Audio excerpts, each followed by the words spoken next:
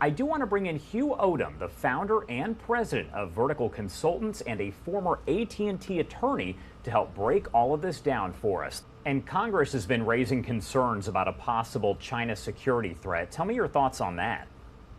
Well, this is a huge threat. We believe it's a huge threat, not only throughout America, but throughout the globe. What's happening right now is you have so much information that is being processed through Chinese-backed equipment, 5G equipment.